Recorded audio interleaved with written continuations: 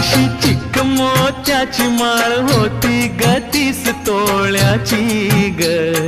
चिक मोत्याची माळ होती ग 30 तोळ्याची ग.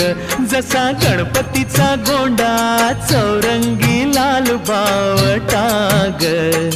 गणपतीचा गोंडा चौरंगी लाल बावटा ग.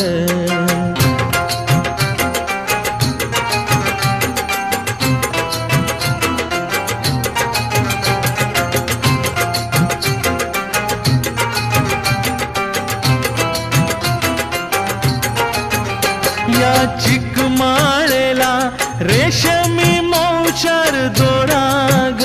या चिक माळेला रेशमी मौचार दोराग.